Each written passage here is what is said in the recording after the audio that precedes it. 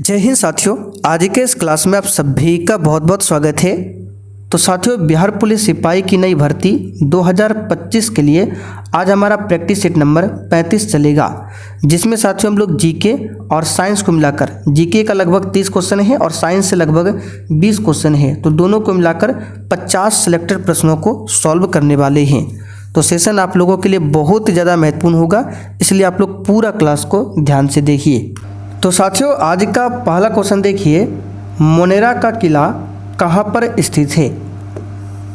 चलिए सभी ऑप्शन को ध्यान से पढ़िए और प्रत्येक स्टूडेंट को नीचे लाइव चैट में अपना अपना आंसर करना है, जिससे कि आप सभी का प्रॉपर तरीके से रिवीजन भी हो सके। चलिए बताइए, मोनेरा का किला कहाँ पर स्थित है। तो साथियों, मोनेरा का किला जो है तमिलनाडु के तंजावुर में स्थित है। कहाँ पर?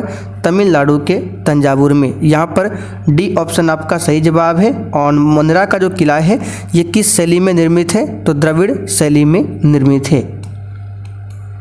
चलिए अगला क्वेश्चन देखिए, उस विश्व प्रसिद्ध वैज्ञानिक का नाम बताइए जिसे सापेक्षता के सिद्धांत के लिए जाना जाता है। थ्योरी ऑफ रिलेटिविटी के लिए जाना जाता है किस वैज्ञानिक को?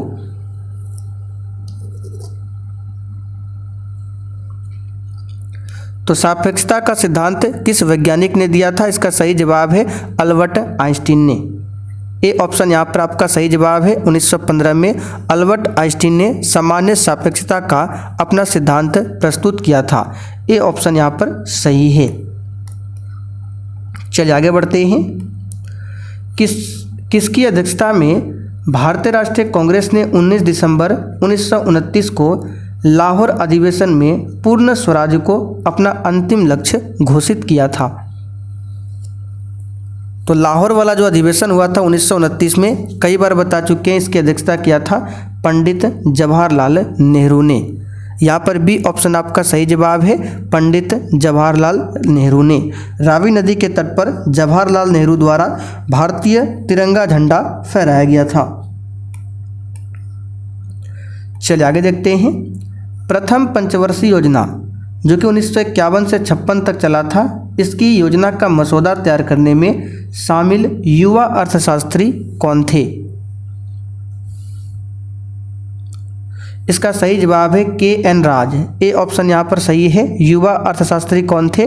के एन राज। और प्रथम पंचवर्षीय योजना किस मॉडल पर आधारित था? तो हेराल्ड डॉमर मॉडल।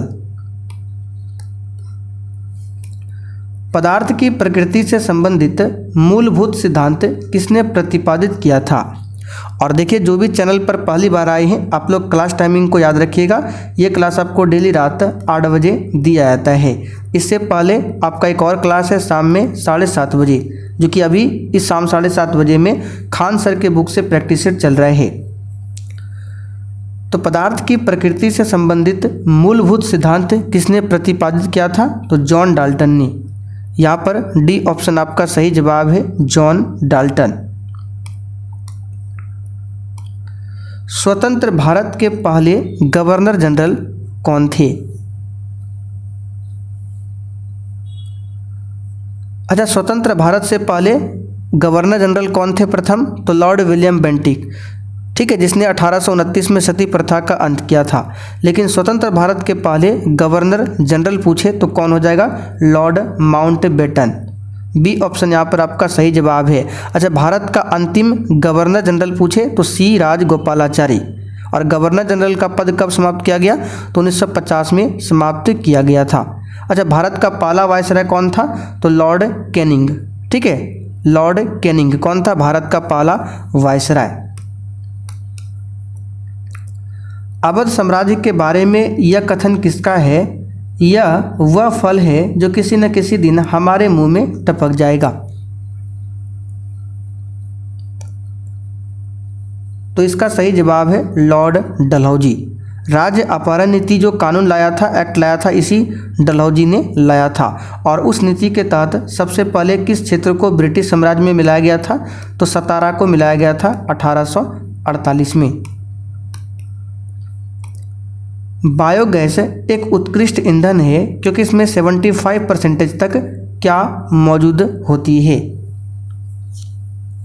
लगाइए क्वेश्चन 8 के लगाइए आंसर फटाफट से, और सेशन के लास्ट में आप सभी को कमेंट करके अपना अपना स्कोर बताना है कि आपने आज के सेट में कितने क्वेश्चन सही किए हैं। देखिए बायोगैस की बात करें, ये एक अक्षय ऊर्जा का स्रोत है और इसमें 75% तक मीथेन होता है। मीथेन का फॉर्मूला CH4 होता है। मीथेन को मार्स गैस भी बोला जाता है। निम्नलिखित में से कौन सा सिद्धांत सौर ऊर्जा प्रणालियों से संबंधित है? बताइए कौन सा सिद्धांत सौर ऊर्जा प्रणालियों से संबंधित है? तो यह फोटोवोल्टाइक प्रभाव, बी ऑप्शन यहाँ पर आपका सही है। सौर ऊर्जा सिद्धांत से यह संबंधित है। भारतीय रिजर्व बैंक की स्थापना 1 अप्रैल डैश को 5 करोड़ की शेयर पूंजी के साथ की गई थी। बताइए RBI, reserve bank of India, जिसे बैंकों का बैंक भी कहा जाता है, इसका राष्ट्रीयकरण हुआ था 1 जनवरी 1949 को। RBI के प्रथम गवर्नर कौन थे? Osborne Smith. लेकिन RBI के प्रथम भारतीय गवर्नर कौन बने थे? CD देशमुख। ये सब क्वेश्चन ध्यान रखना है। तो स्थापना होती है 1 अप्रैल 1935 को। देखिए डी ऑप्शन में दिया हुआ है 1 अप्रैल 1935। और किस समिति के सिफारिश पर हुआ था? तो यंग हिल्टन आयोग समिति के सिफारिश पर। मानव के दुखों के अंत के लिए अष्टांगिक मार्ग पथ का प्रतिपादन किसने किया?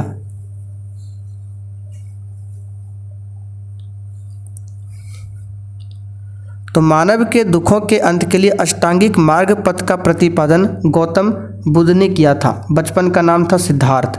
बी ऑप्शन यहाँ पर आपका सही जवाब है, सिद्धार्थ। ठीक है। प्राचीन भारत का प्रसिद्ध शासक कौन था जिसने अपने जीवन के अंतिम दिनों में जैन धर्म अपना लिया था? बताइए प्राचीन भारत का प्रसिद्ध शासक कौन था जिसने अपने जीवन के अंतिम दिन में जैन धर्म को अपनाया था? तो इसका सही जवाब है चंद्रगुप्त। ठीक है, यहाँ पर सी ऑप्शन आपका सही है, चंद्रगुप्त। समुद्रगुप्त को भारत का नेपोलियन कहा जाता है। बिंदुसार चंद्रगुप्त मौर्य के पुत्र थे और बिंदुसार के पुत्र थे अशोक। राष्ट्रकूट साम्राज्य का प्रवर्तक कौन था? लगाइए क्वेश्चन 13 के लिए आंसर। राष्ट्रकूट साम्राज्य का प्रवर्तक कौन था? इसका सही जवाब है दंती दुर्ग। ठीक है, यहाँ पर ए ऑप्शन आपका सही जवाब है। और राष्ट्रकूट साम्राज्य की राजधानी कहाँ पर थी? मान्यखेत। ठीक है, कहाँ पर थी? मान्यखेत। यहाँ पर लिख देते हैं मान्यखेत, यहाँ राजधानी थी। पेंटिंग की उस शैली की पहचान करें जिसने पेंटिंग की मराठा शैली को प्रभावित किया था। बताइए पेंटिंग की किस शैली ने मराठा पेंटिंग को प्रभावित किया था, मराठा शैली को प्रभावित किया था? तो ये है राजपूत कला शैली। सी ऑप्शन यहाँ पर आपका सही है। दिल्ली के निम्नलिखित सुल्तानों में से किसे इतिहासकारों ने विरोधों का मिश्रण बताया है? बताइए दिल्ली के निम्नलिखित सुल्तानों में से किसे इतिहासकारों ने विरोधों का मिश्रण बताया है? तो इसका सही जवाब है मोहम्मद बिन तुगलक। सी ऑप्शन आपका यहाँ पर सही है। इब्राहिम लोदी की बात करें तो लोदी वंश का आखिरी शासक था। लोदी वंश की स्थापना बहलूल लोदी ने किया था। हल्दी घाटी की लड़ाई किनके बीच लड़ी गई थी?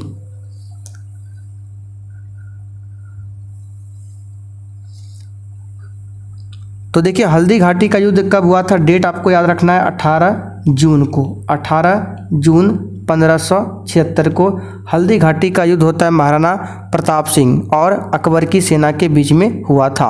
अकबर की ओर से नेतृत्व किसने किया था? राजा मान सिंह ने। ठीक है, तो यहाँ पर इसका आंसर क्या हो जाएगा? ये हुआ था अकबर और राणा प्रताप सिंह के द्वारा। सी ऑप्शन यहाँ पर सही है। डेट याद रखना है 18 जून 1576 को। 1767-69 में ब्रिटिश और हैदर अली के बीच लड़ा जाने वाला जो पहला मैसूर युद्ध था ये किसके द्वारा समाप्त हुआ था? तो 4 मैसूर युद्ध हुए थे, ठीक है। जो आखिरी वाला हुआ था 1799 में, इसी में टीपू सुल्तान की मृत्यु हो जाती है। तो पहला जो आंग्ल मैसूर युद्ध हुआ था 1767 से 69, इसमें कौन से संधि के तहत ये युद्ध समाप्त हुआ था? तो इसका सही जवाब है मद्रास की संधि होती है 1769 में, इसी के तहत ये युद्ध समाप्त हुआ था। चलिए, 1905 में बंगाल प्रांत को 2 भागों में किसने बांटा था? अच्छा क्वेश्चन है, लगाइए इसका आंसर क्या होगा।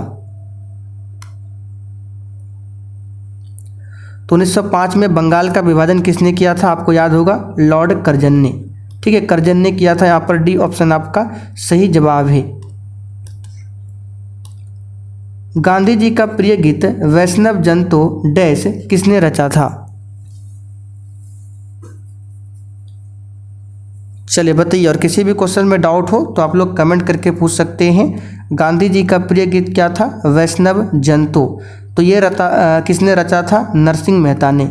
ए ऑप्शन यहाँ पर आपका सही जवाब है। वैष्णव जन तेरे कहिए, इसकी रचना की थी नरसिंह मेहता ने। आगे देखिए, 1972 में जो शिमला समझौता हुआ था उस पर हस्ताक्षर करने वाले पाकिस्तान के प्रधानमंत्री कौन थे? देखिए, अभी हमने 7:30 बजे की क्लास में बताया था आपको ताशकंद समझौता। तो जिन्होंने शाम 7:30 बजे की क्लास को किया है उसको पता होगा ताशकंद समझौता, जो कि कब हुआ था? 1966 में हुआ था ताशकंद समझौता। किसके किसके बीच में हुआ था? लाल बहादुर शास्त्री और अयूब खान के बीच हुआ था ताशकंद समझौता। यहाँ पर पूछा गया शिमला समझौता, जो कि 1972 में हुआ था, ये किसके किसके बीच हुआ था बताइए।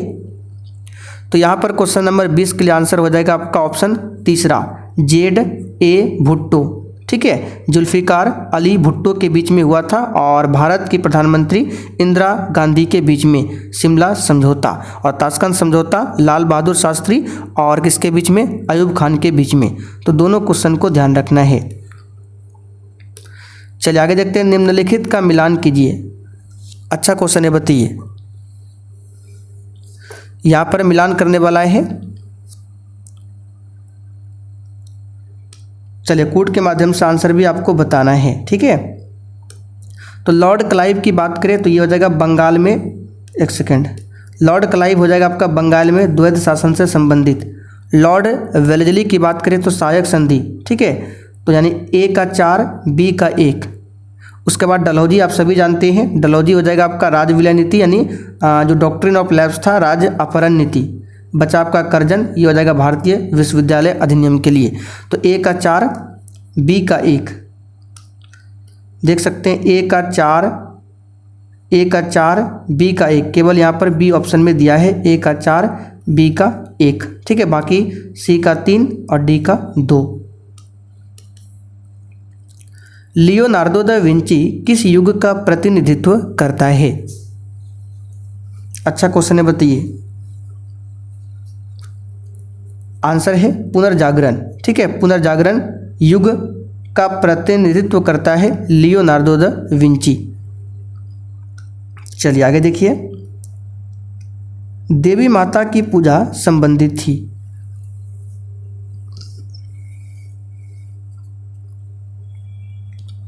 तो देवी माता की पूजा जो है सिंधु घाटी सभ्यता से संबंधित थी। तो यहाँ पर देखिए C ऑप्शन में दिया हुआ है। चलिए, बौद्ध धर्म ने समाज के 2 वर्गों को अपने साथ जोड़कर एक महत्वपूर्ण प्रभाव छोड़ा। ये वर्ग कौन कौन से थे? तो ये वर्ग थे कौन कौन से? स्त्रियां एवं शूद्र। देखिए डी ऑप्शन में दिया हुआ है। चलिए आगे बढ़ते हैं। शिलालेखों में किस राजा को देवनाम प्रिय कहा गया है? तो ये क्वेश्चन कई बार बता चुके, इसमें ज़्यादा समय बर्बाद नहीं करेंगे। अशोक को कहा गया है। लिंगराज मंदिर कहाँ पर स्थित है? चलिए बताइए, प्रसिद्ध लिंगराज मंदिर कहाँ पर स्थित है? इसका सही जवाब है लिंगराज मंदिर उड़ीसा की राजधानी भुवनेश्वर में स्थित है। तो यहाँ पर सी ऑप्शन आपका सही जवाब है। चलिए आगे देखिए, सन 1329 और 1330 के बीच किसने तांबे के सिक्कों के रूप में परिणाम स्वरूप मुद्रा प्रचलित किया था? तो यह है मोहम्मद बिन तुगलक। सी ऑप्शन यहाँ पर सही है। अकबर के शासनकाल में भू राजस्व सुधारों के लिए कौन उत्तरदायी था? तो अकबर के शासनकाल में भू राजस्व मंत्री कौन था? टोडरमल। आप सभी जानते हैं टोडरमल। बी ऑप्शन यहाँ पर आपका सही है। बीरबल का वास्तविक नाम क्या था? महेश दास।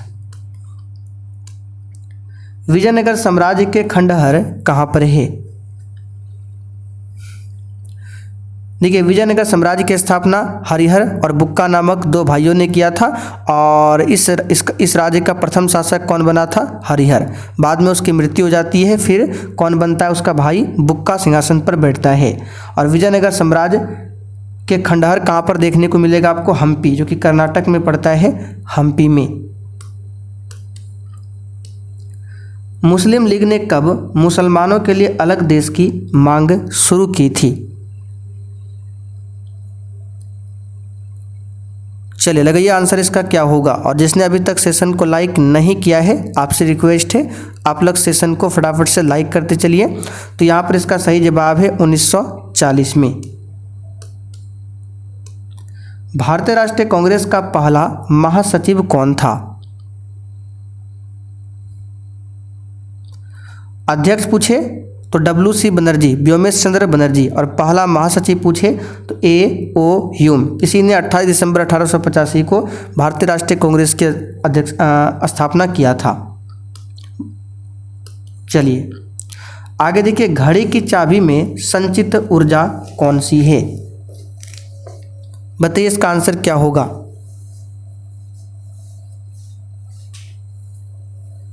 तो घड़ी की चाबी में जो स्टोर ऊर्जा होती है वो कौन सी ऊर्जा है? तो स्थितिज ऊर्जा है। यहाँ पर बी ऑप्शन आपका सही जवाब है, स्थितिज ऊर्जा। ठीक है। अच्छा, पाइप में जो बहता हुआ पानी है उसमें कौन सा ऊर्जा होता है? उसमें होता है दाब ऊर्जा। कौन सा ऊर्जा? दाब ऊर्जा। चलिए आगे देखिए, सूर्य ग्रहण के समय सूर्य का कौन सा भाग दिखाई देता है?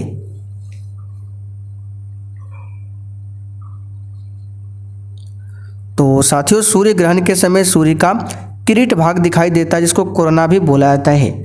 यहाँ पर देखिए बी ऑप्शन में दिया हुआ है। ठीक है। अच्छा, सूर्य के प्रकाश की चाल कितनी है? तो 3 × 10⁻8 मीटर प्रति सेकंड। सूर्य में कितने रंग होते हैं? तो 7 रंग होते हैं। सूर्य जो है एक प्रकार का गैस का गोला है। इसमें मुख्य रूप से 2 गैसें होती है, हाइड्रोजन, दूसरा हीलियम। शुद्ध जल का क्वथनांक फ़ारेनहाइट स्केल पर क्या होगा? तो ये क्वेश्चन भी अभी 7:30 बजे हमने आपको बताया था। देखिए, इसको निकालने का एक फॉर्मूला होता है, आप इसे नोट करके रख लीजिए। C/5 बराबर क्या होता है? F - 32/9 बराबर क्या होता है? K - 273/5। अब इस फॉर्मूला का प्रयोग करके आप कुछ भी निकाल सकते हैं। तो जैसे कि हम सभी जानते हैं, शुद्ध जल का जो क्वथनांक सेल्सियस में होता है वो 100 डिग्री सेल्सियस होता है। ठीक है, क्वथनांक सेल्सियस में। तो 100 डिग्री सेल्सियस को आपको फ़ारेनहाइट में बताना है क्या होगा। तो यहाँ पर क्या करेंगे? C वाला और F वाला फॉर्मूला रखेंगे। तो C की जगह पे हमको रख देना 100/5 बराबर क्या हो जाएगा? F - 32/9। तो 5 से भाग देंगे 100 में, तो ये हो जाएगा 20 बराबर क्या हो जाएगा? F - 32/9। यहाँ बट्टे 1 कर देंगे, क्रॉस गुना करेंगे तो F - 32 बराबर क्या हो जाएगा? 20 × 9 करेंगे तो 180। तो F बराबर कितना हो जाएगा? 180 और प्लस 32। तो ये जोड़ेंगे तो कितना होगा? 2 8 3 11 212। ठीक है। तो शाम 7:30 बजे जिसने क्लास किया उसको पता होगा, हमने आपको बताया था 212 डिग्री फ़ारेनहाइट।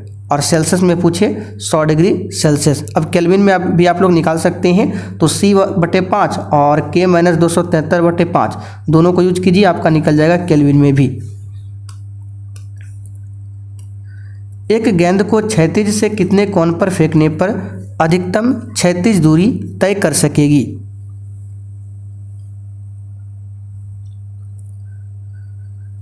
तो सिंपल सा क्वेश्चन है 45 डिग्री एंगल पर, सी ऑप्शन सही है। सदिश राशियों का समूह इसमें से कौन कौन सा है? देखिए सदिश राशियां क्या है? वे राशियां जिसमें परिमाण और दिशा दोनों होती है सदिश राशियां कहलाती है। जैसे विस्थापन, वेग, त्वरण, बल, संवेग, ये सभी क्या है? सदिश राशियां हैं। तो यहाँ पर देखिए विस्थापन, वेग, समय, समय तो होगा नहीं, ये दोनों तो सही है। इसमें भी देखिए यहाँ पर द्रव्यमान दे दिया है, इसमें चाल दे दिया है, तो आपका डी वाला बचा, वेग, त्वरण, बल, संवेग, ये भी क्या है? तो ये आपका सभी के सभी सदिश राशि है इसमें। चलिए आगे देखिए, पृथ्वी की सतह पर किसी व्यक्ति का द्रव्यमान 60 केजी है, तो चंद्रमा की सतह पर व्यक्ति का द्रव्यमान कितना होगा? देखिए किसी भी पिंड का जो द्रव्यमान यानी मास होता है वो कभी भी नहीं बदलता है। बदलता क्या है? तो वेट बदलता है, यानी भार, क्योंकि भार में होता है जी, और जी का मान अलग अलग स्थान पर अलग अलग होता है। इसी के कारण भार बराबर सूत्र जो होता है W बराबर क्या होता है? mg। तो द्रव्यमान जो है ये तो कांस्टेंट रहेगा, कहीं नहीं बदलेगा। पृथ्वी पर अगर 60 केजी है तो चंद्रमा पर भी 60 केजी होगा, लेकिन जैसे ही भार बोलेंगे तो भार में जी आ जाता है, और जी आप सभी जानते हैं छोटी जी का मान बदलते रहता है। ठीक है, तो द्रव्यमान अगर 60 केजी किसी व्यक्ति का पृथ्वी पर है तो चंद्रमा की सतह पर भी 60 केजी ही होगा। भार पूछेगा तो अलग हो जाएगा। ठीक है, चलिए अगर यहीं पे द्रव्यमान की जगह भार रहता कि मान लीजिए पृथ्वी पर भार 60 न्यूटन है, तो चंद्रमा पर भार कितना हो जाता? तो 1/6 होता है, यानी 60 में गुना 1/6 से कर देंगे तो कितना देगा? 10। चंद्रमा पर उस व्यक्ति का भार हो जाएगा 10 न्यूटन, जबकि पृथ्वी पर था 60 न्यूटन, और ये द्रव्यमान कभी भी नहीं बदलता है। उड़ते हुए हेलीकॉप्टर में कौन सी ऊर्जा होती है? तो साथियों उड़ते हुए हेलीकॉप्टर में केवल गतिज ऊर्जा होती है। याद रखिएगा, इस टाइप के क्वेश्चन एग्जाम में पूछे आते हैं, केवल गतिज ऊर्जा। लिफ्ट की खोज किसने किया था? बताइए, लिफ्ट की खोज किसने किया था? इसका सही जवाब है ओटिस, एलिसा ओटिस ने लिफ्ट का आविष्कार किया था। ठीक है, J.L. बेयर्ड ने टेलीविजन का आविष्कार किया था, एडिसन ने विद्युत बल्ब का किया था। पृथ्वी से हम चंद्रमा के कितने प्रतिशत भाग को देख सकते हैं? तो पृथ्वी से चंद्रमा का सिर्फ 59% भाग हमें दिखाई देता है। सी ऑप्शन यहाँ पर आपका सही है। ठीक है, आगे बढ़ते हैं।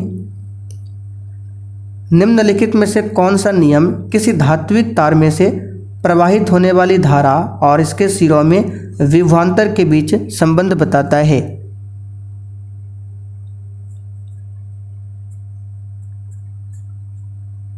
बताइए इसका आंसर क्या होगा? तो यह है ओम का नियम। ठीक है, ओम का नियम। समय के साथ विस्थापन में परिवर्तन की दर को क्या कहा जाता है? ये डायरेक्ट परिभाषा पूछा गया, डेफिनेशन। समय के साथ विस्थापन में परिवर्तन की दर को वेग कहते हैं। क्या कहते हैं? वेग कहते हैं। वेग का SI मात्रक मीटर प्रति सेकंड स्क्वायर होता है। ये एक सदिश राशि है। त्वरण भी सदिश राशि है।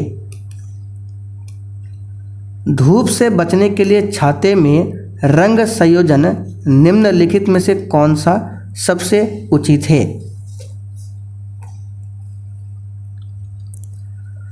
तो धूप से बचने के लिए छाते में ऊपर काला और नीचे उजला रंग होता है, सबसे अच्छा होता है। ठीक है, ऊपर जिसमें काला और नीचे उजला है वो छाता धूप से अच्छा बचाता है। ठीक है, यहाँ पर ए ऑप्शन सही है।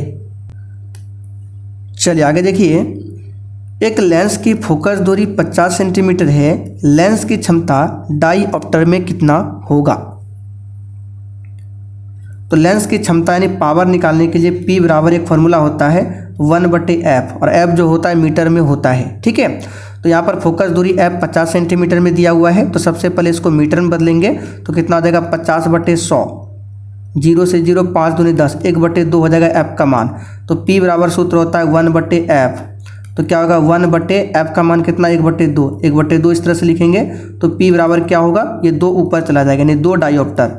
तो यहाँ पर देख सकते हैं बी ऑप्शन में दिया हुआ है।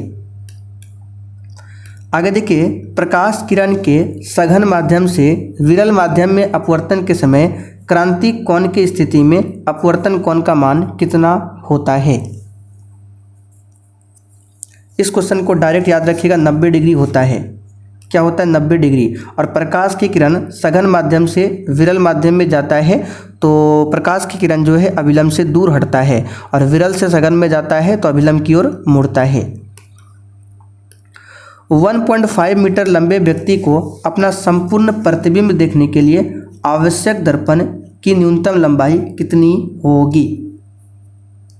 चलिए, बहुत ही शानदार क्वेश्चन है। इसका आंसर क्या होगा आप लोग बताइए।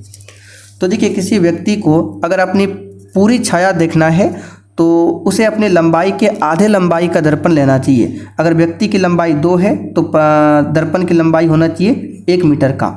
तो यहाँ पर अगर 1.5 मीटर लंबे व्यक्ति है तो इसका आधा कितना होगा, तो 1.5 मीटर व्यक्ति की लंबाई है तो इसका आधा हो जाएगा, 2 से भाग देंगे तो 0.75 आएगा। ठीक है, दर्पण की लंबाई 0.75 आना चाहिए, यानी व्यक्ति की लंबाई का आधा होना चाहिए दर्पण।